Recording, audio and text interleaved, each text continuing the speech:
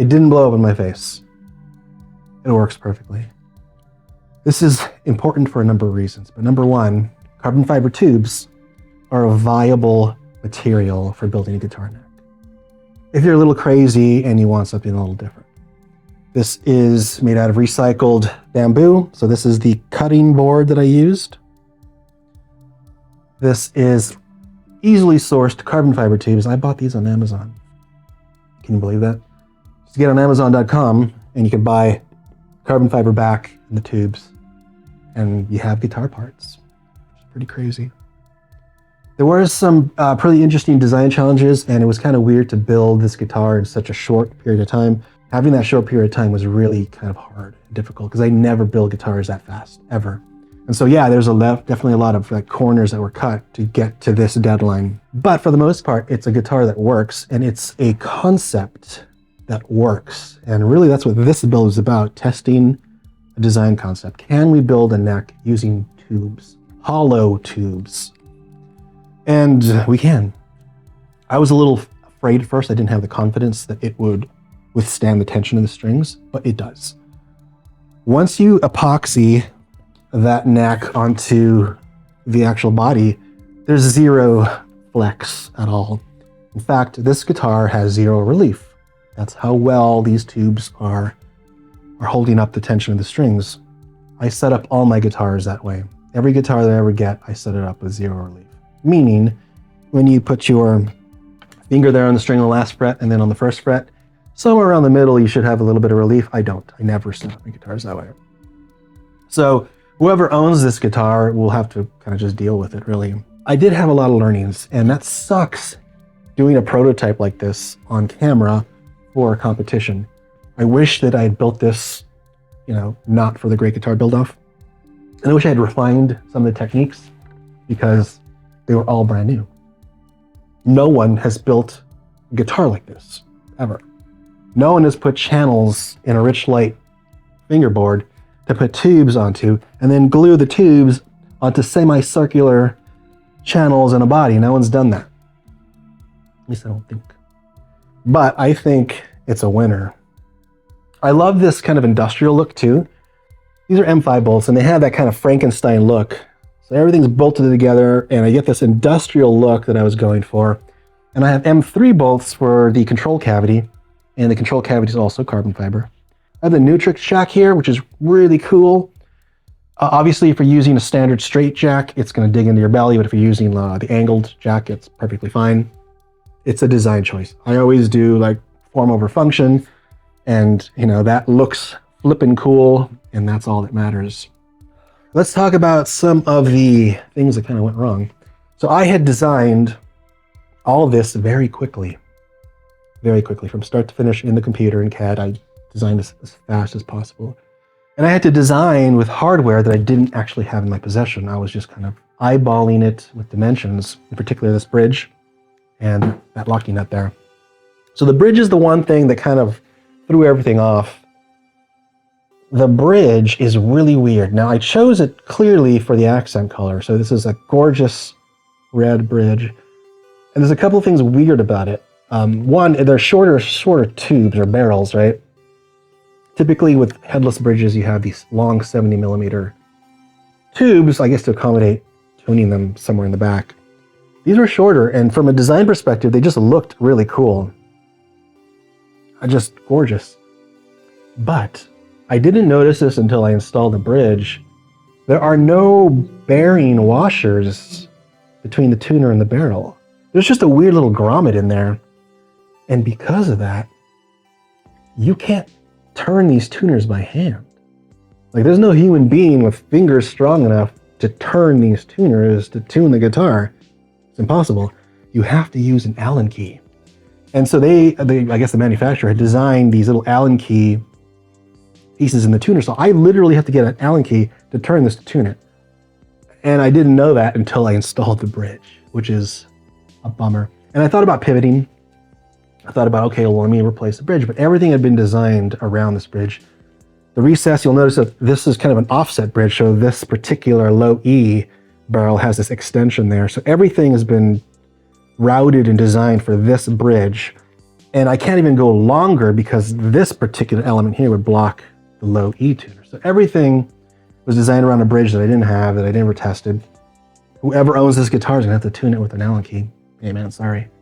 You could probably replace the bridge, but I'm not going to. This was the whole point. So my vision was a accent color, a single accent color, right? I didn't want to have a red pickup and a red knob and throw red everywhere. It was going to be a single accent color to really pop. I did use red epoxy for the fret markers and side dots, but it's really subtle. You can barely even see it. Some of the other issues I had were in the design process when I was trying to build the break angle for the nut. I couldn't go too deep here, right? Because the lower I recessed this locking nut, the more it would bypass the Richlite and go into the tubes. I could have done that because there's actually dowels about this long underneath the locking nut, and I could have kind of routed into those dowels, and I could have seated this locking nut much lower. I was afraid to do that. I didn't have the confidence. Again, no one's ever built anything like this with tubes. I didn't know how the tubes would react. So I made sure to recess this only low enough to maintain a Richlite bed. So it's sitting on a bed of Richlite, but that's not low enough. And the break angle here is definitely not low enough. So there's barely a break angle behind the nut. Now I made it by the skin of my teeth. Like, it's perfectly fine, it works. So I'm just kind of pointing out all the kind of issues that I ran into that I didn't really have to correct for. Everything just kind of worked out. It was just kind of a bummer, right? It was a bummer I didn't get the break angle I wanted behind the nut. Kind of a bummer. A bummer I didn't know about these tuners and the fact you can't tune them by hand. I had no clue. I never used it before. But they look fabulous. Like, to me, like, it's the look. Like, that looks so killer. Look at this. How gorgeous this looks. Have you ever seen anything like that? No, you haven't. Can you believe it worked? Believe it. Works awesome. Just fascinating. It's fascinating. I think if you're into like weird design, if you're into industrial looking guitars, I think you'll really dig it. I mean, obviously you're not gonna be able to play this on stage and tune it because you need an Allen key to tune this bridge. I know, it's ridiculous, right? Who knew? It's got a Seymour Duncan JB in there. I knew I wanted a PAF style pickup because I wanted some warm tones to offset what I thought were going to be very bright tones. Bright tones, not due to any type of like tone wood or material, but due to the rigidity. I thought this is going to be so kind of dense and hard and rigid that I'm probably going to get some bright tones out of it. And I wanted to compensate with a nice fat warm PAF, but I also wanted something hot. So I got the JB, which is kind of a hot rodded PAF. That's it. This is my entry into the Invitational Great Guitar Build-Off. This was a weird concept that I rushed through from start to finish, design to construction. And I don't think anyone would begrudge me the fact that, you know, maybe there's a little few things off. Bridge one in particular, which is a bummer. But it's a fascinating piece of gear, right? Fascinating if not anything else. And it works. And you can play it. And it kicks butt.